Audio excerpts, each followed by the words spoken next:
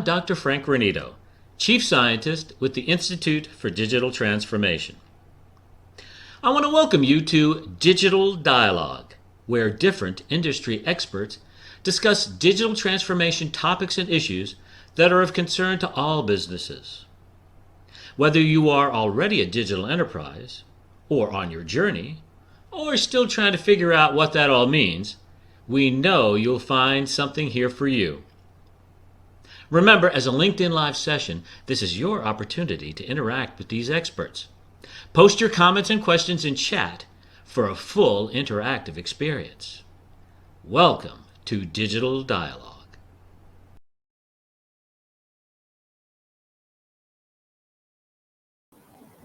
Well, there we go. Hello and welcome to this session of Digital Dialogue. If you do not know me, my name is 𝗗𝗶𝗴𝗶𝘁. I am an industry analyst. I'm the author of 3 books and a couple hundred articles in places like CIO.com and Information Week and others. And I'm a professional speaker, but probably most importantly for our conversation today is I'm the founder of the Institute for Digital Transformation. And I'm super excited to be having today's conversation because it's going to be on a topic that I've been sort of developing for the last few years, and I realize I've just done a horrible job of sharing it with the Institute's community. So I'm happy to be doing that here today. One of the things I've done over my career is I was the president of something called ITSMF USA. It was the sort of an industry organization for the IT service management profession. And as part of that, we used to hold an annual conference. And there were several thousand people there, and we would do all this hard work during the day. And then in the evening, I would go with a bunch of other industry leaders or stalwarts, whatever you want to call it. And we'd sit around and have a beer or a drink. I don't really do beer, but have a drink. And I remember thinking, it's like all these people are at this conference. And if they were just here at this bar with me, having this drink and listening to this conversation, they would probably get more value than they did from the entire conference. And so since that time, I've actually tried to sort of take that idea and replicate it and bring it out where I just have these conversations that are just sort of real and pragmatic about what's really going on. And then in the hopes that others can listen in and get some value from that. And that's what we're going to do today. So today, my virtual or theoretical drinking buddy is Jamey Heinze, and we're going to have him join here. Jamey is the Chief Marketing Officer of 𝗗𝗶𝗴𝗶𝗁, former CMO at iGraphics and a bunch of other places, and just an all-around great guy. And so, Jamey, I'm so excited to have this conversation with you here today. Thanks for joining us. Happy to be here, Charlie. So I'm going to start. The meat of this conversation is going to be just that, a conversation about what all of this is and why it's important, why it's meaningful. And to do that, I probably need to give a little bit of the evolution. So Jamey, if you'll just bear with me for everyone's benefit, I'm going to kind of talk a little bit about how we sort of ended up here. And the story, interestingly enough, really lines up with the history of the Institute itself. So when the Institute was founded, it was called the IT Transformation Institute. And it came because I had been focusing on really this idea of IT transformation. I'm an IT ops guy at my core. I ran technical operations for about $1 billion healthcare firm 20 some odd years ago. Spent another decade running these large-scale transformation programs. And I ended up seeing that the world of IT was changing. And I was like this crazy preacher on the sidewalk going, you must transform. And the execs I was working with at the time, enterprise execs, said, okay, we get it. But into what? What's coming? What's happening? And I realized I didn't have a great answer. And so I ended up coining this term, the quantum age of IT, why everything you know about IT is about to change. Or that was actually the name of the book. But coined this term, the quantum age of IT. And this book publisher reaches out and says, hey, this is a really interesting idea. Have you ever thought of writing a book around it? And I thought, well, how hard can that be? And a year and a half later, I'd done all this research and interviewed all these people, and I'd written this book. And that was what really kind of changed my career. And it was at that point that we formed the IT Transformation Institute. And it was sort of this transition from a traditional consulting organization into one that was much more of a think tank to say, well, where was all this stuff really going? Fast forward a few years, and I was on a speaking tour through New Zealand. And one of the events I was asked to speak at was something called the Digital Disruption Conference. And unique for me at the time, it was this non-IT audience. It was academics and CEOs, and it was sort of the TED Talks of New Zealand. And I said, I can't talk to them about IT transformation. They're not going to really care about that.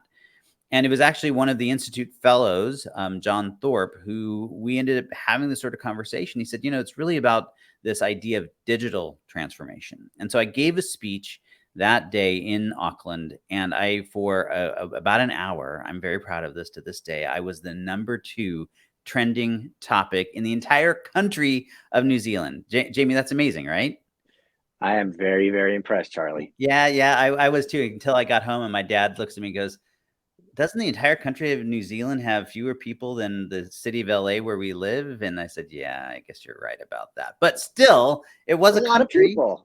Still a lot of people. So it was this huge topic, and it really resonated with people. And so it was at that time that we changed the name of the organization to the Institute for Digital Transformation, and really pivoted everything that the Institute was doing, and certainly all of my work, around this idea of what did digital transformation really mean. And, Jamey, a lot of the work that you and I did together back when you were at iGraphics we were still, this was only a few years ago, and we were still fighting that question, right? What does digital transformation mean? And I think it's a challenge. Would you agree it's a challenge sort of that people have sort of never really got their head around? Not only is it a challenge, it kind of makes me feel dirty to say those words, digital transformation, because for all the reasons. The ultimate cliche. Nobody knows what it means. Because we've gotten to this point, and it's funny. So I'm glad you said that, because it's part of what led to my most recent transition of what we're going to be talking about today.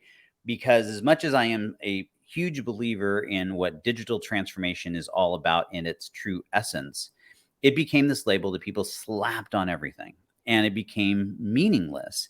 And I realized that I was part of the problem. People like me were part of the problem, because we were out there talking about it in these very sort of broad strokes. And so about 3 years ago, I started to sort of come to terms with this and say that I needed to really, really zero in on what this was really all about. And I had a couple of aha moments, and I'll just share a couple of these with you very briefly. And then I'm going to want your reaction to some of this, Jamey, because the first one was this sort of realization, and it's a stupid sort of, because I wrote about this in my first book, but this realization that throughout the industrial age, the way organizations created value was through efficiency and optimization. It was the era of supply chains and assembly lines, and you can have any color you want as long as it's black. That's a reference to Henry Ford, if you guys don't know that, but that's what it was about. And what's interesting is, as a technologist, as an IT guy, all of the IT that we had in the traditional enterprise for my entire career up until then, it was all in service of that. It's like, how could we use technology to create more efficiency, to reduce time, to save cost, to do all of those things? And I had this sort of aha moment that over the last 10 or 15 years, when I started talking about digital transformation, that there was all these disruptive organizations, and take your pick, the Airbnbs, the Ubers, the Amazons, whatever. And what's fascinating is, while they were all highly efficient, they were not disruptive because they were out optimizing these stalwarts that they were disrupting. What they were doing is they were transforming the nature of the customer experience. They were changing how we interacted with them.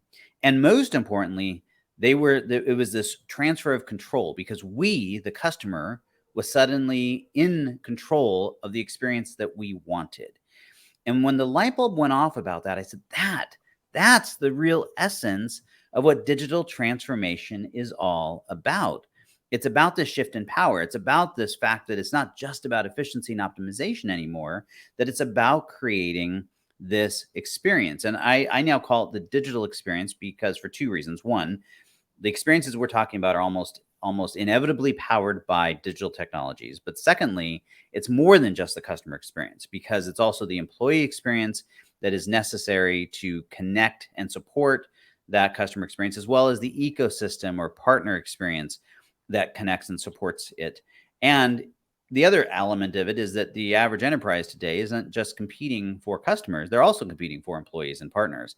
And so when you put these three together, I believe that's what is the digital experience.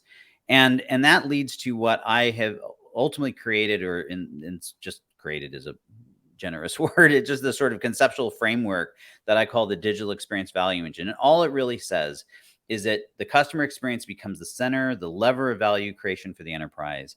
And then that does two things. One, as I just talked about, it becomes this interconnection of the employee experience, the ecosystem experience, and the customer experience on one side.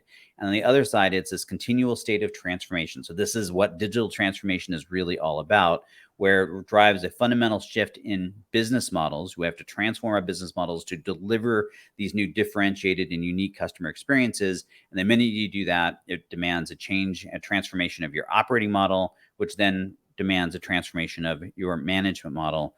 This all sits on top of traditional supply chains and service models, right? You still have to be efficient. You still have to deliver goods into the market. And it's enveloped by this entire massive interconnected ecosystem of technologies that most enterprises still view as these sort of one-off things, but that I believe are all these interrelated elements that are all in service of supporting this experience value engine. So, well, excuse me about that. So that's really what I want to spend the time talking about today. And I want to talk about it from a couple of perspectives, right? One, the efficacy, right? I'm curious, Jamey, what you think about it. Is it true? And then I want to have the conversation with everybody here about, like, what does this really mean? How does this change things for the enterprise? And how does it change things for the technology providers that were in that big loop that are supporting all of this? So that's my preamble, 10 minutes, sorry. But Jamey, I'm going to just kind of give the floor to you. I mean, you've been in this space a long time, sort of on both sides of this. I'm really curious how you react to this. Well, we've known each other a while, and we've actually had a beer. Well, you didn't have a beer, I did. So we've I had a talked drink, about though. It this. was a really nice cocktail. That was a cool place you took me to. It was a cool place. When people come to Austin to visit, we'll take them there.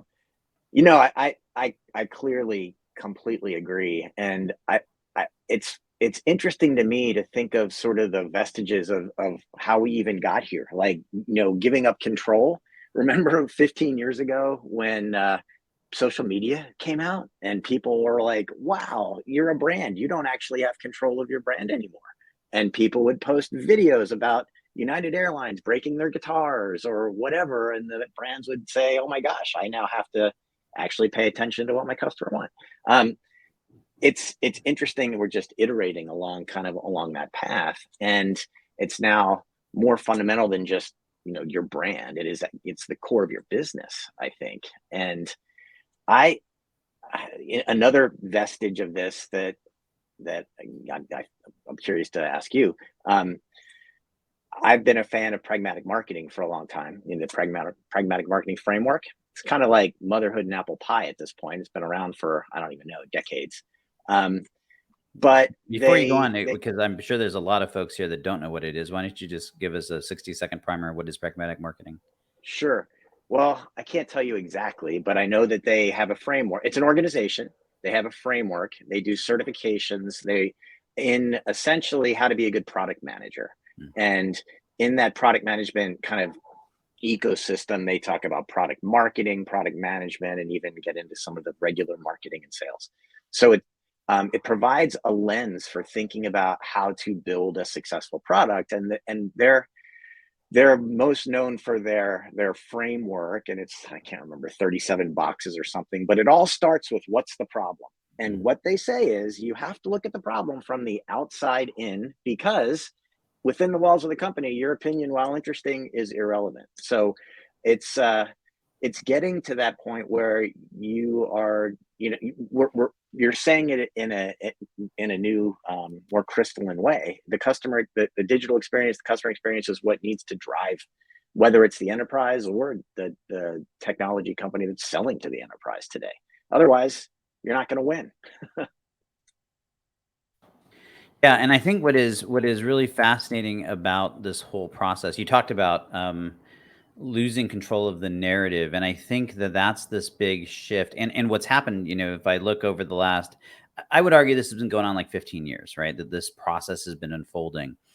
And I think the issue has been that as we go through this, we have all these terms, and they sort of were like these band-aids or these like point in time sort of views where it's like, well, here is everything that we've traditionally done, and then we're going to bolt social media onto it, or we're going to bolt this to it, or we're going to add that to it. But the core hadn't really changed. And if I think that there's one big gap or problem that digital transformation had as a terminology, it was that people would talk about it as if it was this project that they were executing and they would finish. I remember I saw this study, and it said something to the effect of like where you're at on your digital transformation journey. And, the one staggering number to me was like 38%. This was just a couple of years ago. 38% of the people and these were enterprise organizations, hadn't done anything. But the more staggering number to me was that 22% said they were done. It's like, well, if you think you're done, you've completely missed it, because there is no done to this, right? And it's because people were sort of bolting on. So part of the whole idea of creating the digital experience value engine framework, concept, whatever, was to help people understand that it's a fundamental transformation of how they work, top to bottom, everything they're doing. And that becomes a very, very much more significant issue and much more significant undertaking. And I think it has pretty dramatic implications for both enterprises and, sorry, hang on.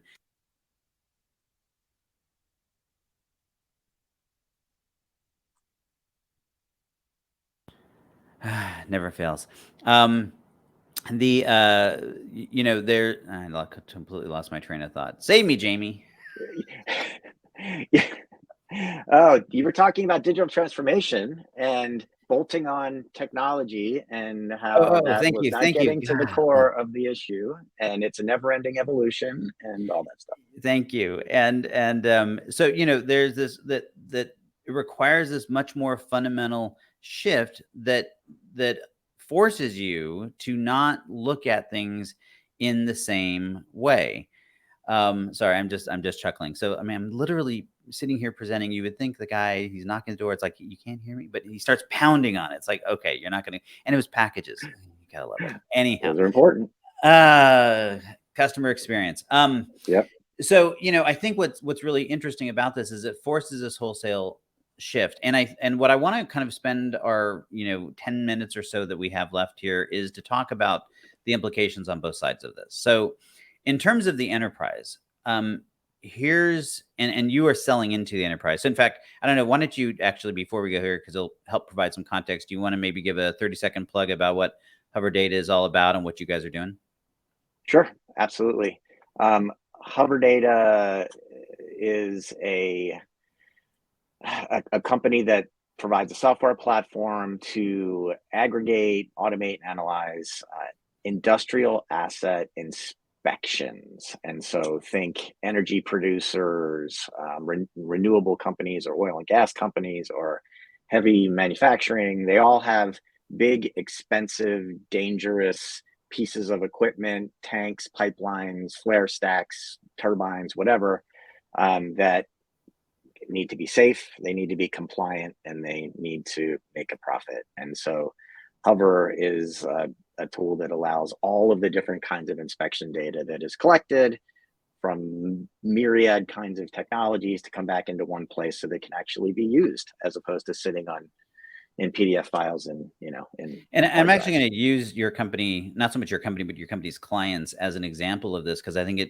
really sort of like layers it in. So having looked at your technology, understand what it does, it's like super, super powerful, right? It's this, effectively this big data platform for all this data that, as you say, is virtually unharnessed for most of these organizations that they need to do so much of this stuff. But what's fascinating, I know, when talking to you and the CEO, was that your clients are looking at it and they're focused on, that pre-digital transformation sort of message, right? It's all about that efficiency and the compliance and the stuff that the boxes you got to check. And I know when we were talking, I said, oh my gosh, but there's so much opportunity here, because this data can unlock how they completely transform the way they go to market, right? But they have to see that. They have to get that message. And I think that's the thing that when I think about where the average enterprise, and you're dealing with a lot of traditional enterprise organizations, right? Where they're going to struggle is that we have been trained, we trained ourselves to look at technology through this very narrow lens. And I always find it amazing. If you look at these disruptive organizations, what really separates them, what differentiates them, is that they it's not, rarely is their technology like, oh my God, that's amazing. This is like, how did they come up with this innovation? Mostly it's that they had this unique way of applying the technology to solve, to your point, the business problem, or as Steve Jobs famously said, the problem the customers didn't even know they had. Yep. Right. And I think that's going to be the challenge for the average enterprise, of this mindset shift that's required to say, how can we leverage this technology to change the way we go to market, to change the business that we are doing, and to transform the experience for our customers in a way that gives us an edge? I completely agree. And Steve Jobs was brilliant because he was able to apply that to a nifty device and devices and change the world. But I think it's even simpler, and that is technology companies, and you mentioned hover data. They need to be looking at the latent need that most organizations have, which is, you got to be paying attention. You mentioned not just your external customers, but your employees, right? And just because we've been doing something a way for, in the case of oil and gas companies, hundreds of years, and it's worked, doesn't mean that's the only way. And I think that it's the latent need that that most customers have and most employees have. I worked for a company that during the pandemic was providing software to help optimize supply chains. And one of the things that we focused on was the fact that supply chain managers were spending nights and weekends in Excel spreadsheets, like working 80 hours a week. So we would say, hey, do you want to go home and spend time with your kids? Which is really the biggest problem that we could solve for those people.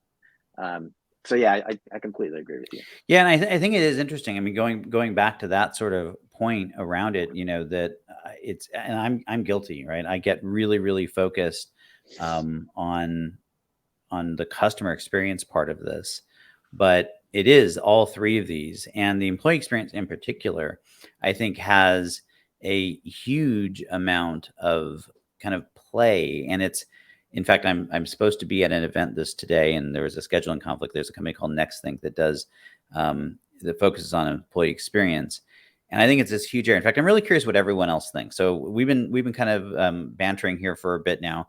I'd really love for you to kind of throw in your comments or questions, but to see, chime in on this and sort of join the conversation of, I asked Jamey his reaction to all this. I'd love all of you, if you're here and listening, what your reaction is and how you see this playing out, and the implications you're seeing for the enterprise as they are going through that.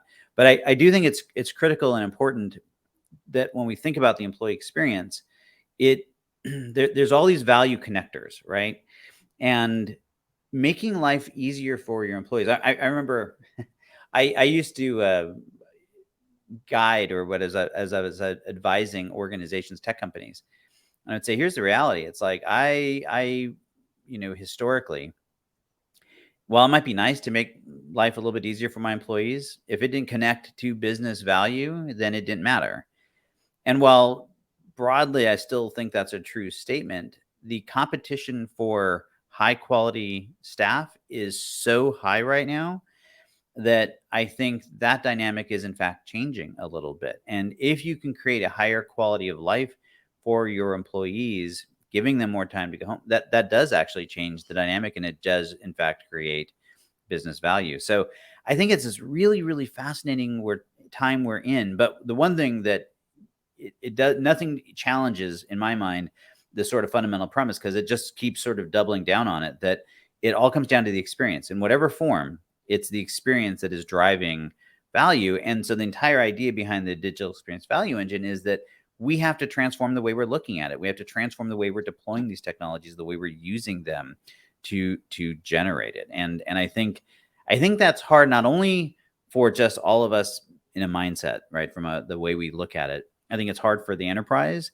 in changing how they do it. I think the interesting sidebar, and we probably won't go here because we aren't going to have enough time, but I think, CIOs have long argued about how they get a seat at the table. I think this is one of the ways they get that seat at the table, because this becomes so critical. But I think it's also changing dramatically tech companies and how they are, at least those tech companies like yours that sell into the enterprise. Because in my experience, companies like yours get it, right? You're ahead of this curve.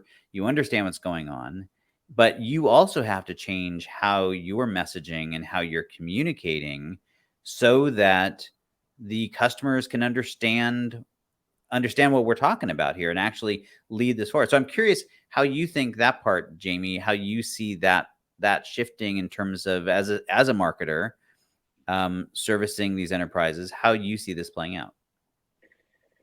So, I think that some of the tech companies like mine get it, but I think a lot of them don't get it. And it always, I started my career in sales in the early 1990.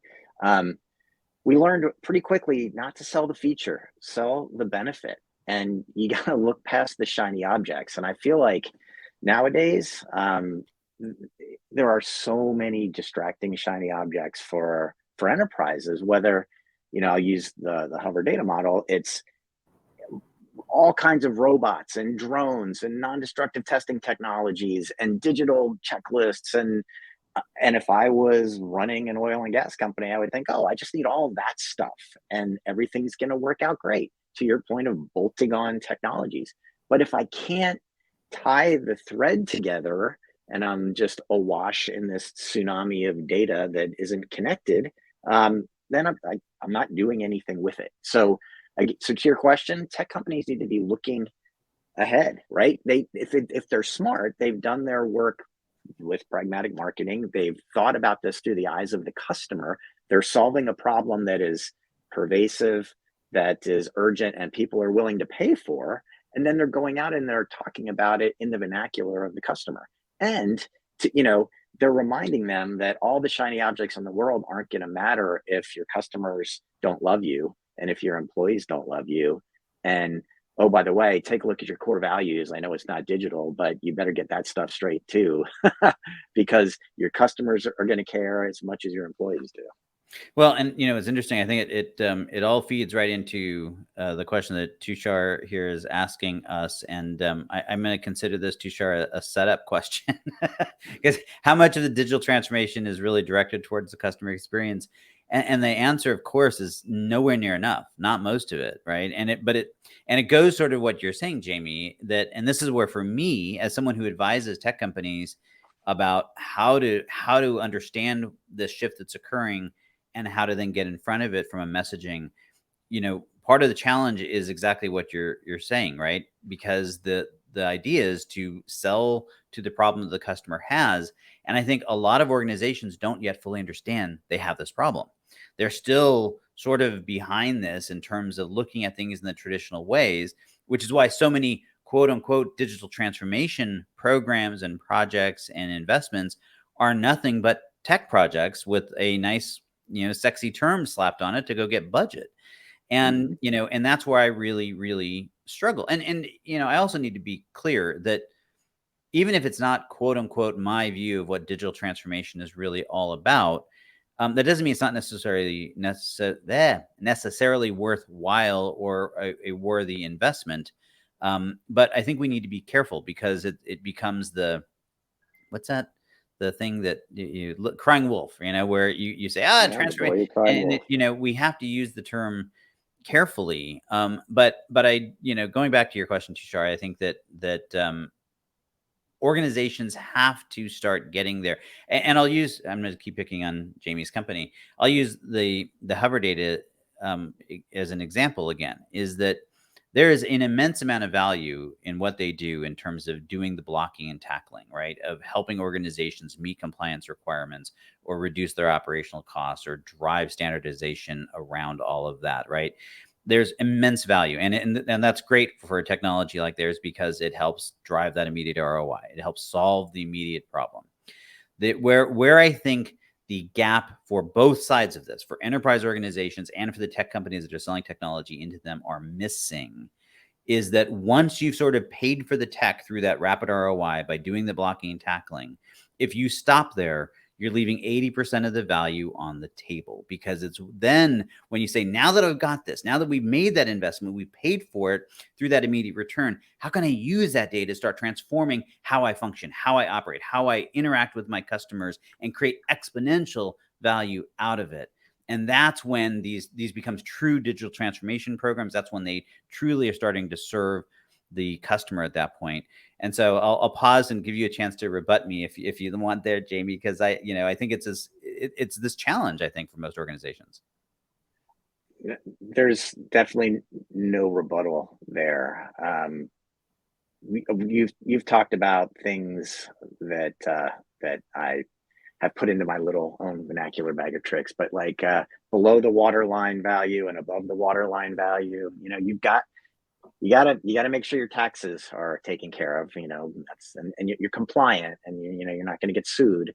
But the real above the waterline value, it's a matter of taking the sizzle of the shiny objects, I think, and drawing a line through that says, okay, here's how you can adopt those things, and then also you scale those things. And at the end of the day, coming back to what I think you and I kind of violently agree on, is you got to be making your customers happy, and you got to be making your employees happy, and you throw out the partner ecosystem,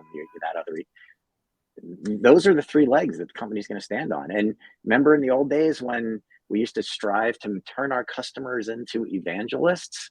Well, heck, why don't we turn them all three into evangelists? And then you got the buzz that everyone's trying to get.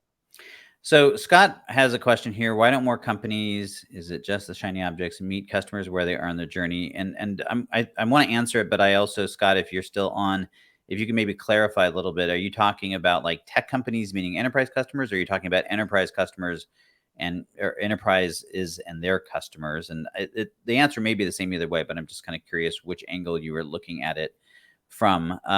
But I do think it's interesting, Jamey, what you're talking about, and I think it fits in, because there's two dimensions to this. One, it's hard, this idea of transforming around the customer experience, actually knowing what the customer wants by itself is hard, right? And so how do you meet them on their journey? Well, you have to actually understand their true authentic journey to begin with. That's hard. The second part that I think is really difficult is that, going back to the Steve Jobs thing. And if you guys don't know this story, the story is when the iPad was coming out, if you guys, I could go back in time, believe it or not, the world thought that there was no market for a tablet. Several tablets had come out. They'd all failed miserably.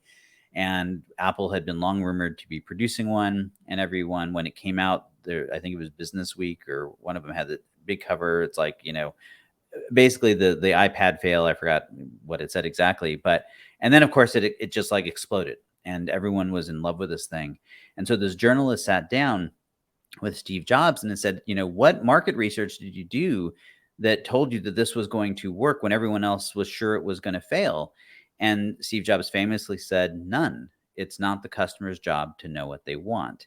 And I think that's the much harder part of meeting someone on their journey, is that it is incredibly difficult, takes so much hard work and prescience and guts, frankly, to get out there and say, what is it that they don't even know they need yet? And am I willing to go out there and evangelize for that? And I imagine, for a tech company who, you're fighting for funding and you have to demonstrate to your investors that you're growing revenue, and there's such a crazy appetite, even for privately held companies, to show those quarter over quarter returns, that can be really hard to do, right? I mean, and I don't know if you have any suggestions, Jamey, for how organizations sort of overcome that gap.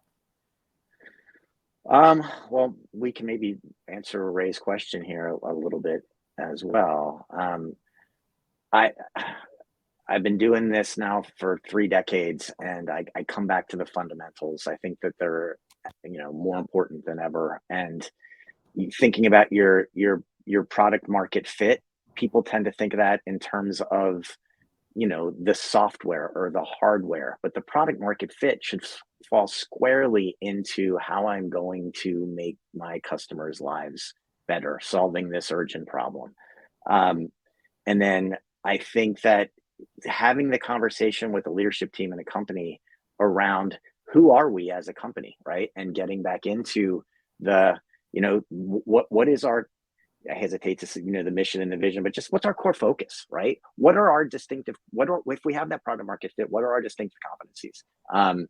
And then what are our values? So I find that going back to that, which seems like squishy stuff, almost always turns into a real hard-hitting conversation about, okay, who are we really today as a company, and where do we really want to go, and do we really think we can get there? Yeah, no, very well said. And I think, as I reflect back on Scott's question a minute ago, what you just sort of said hit home for me, that the truth is the answer is the same. Because whether you're a tech company selling into an enterprise, trying to help them leverage this technology to do that, or if you are the tech company trying to, or the enterprise trying to leverage that technology, the process is the same. Who are you trying to serve?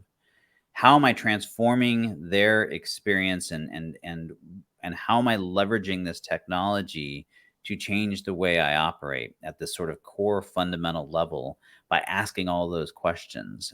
And if you do that, then suddenly everything shifts. Because I think, when I was running these large scale organizational transformation programs, we talked about this idea of the burning the boats, which is actually in history literal, a few times in history, where like you would land and you burn the boats, meaning there is no retreat. There is no going back. The old way is gone.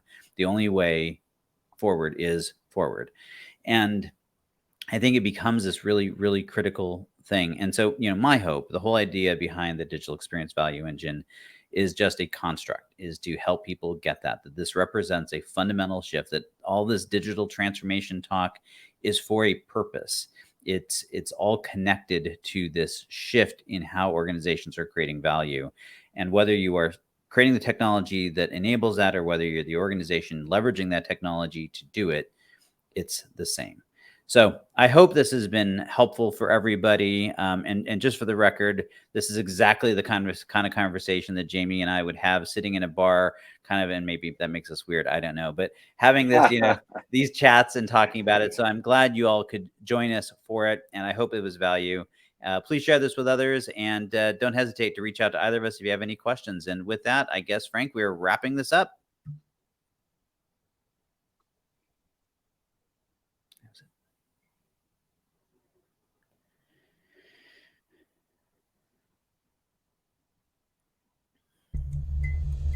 Thank you for joining our digital dialogue.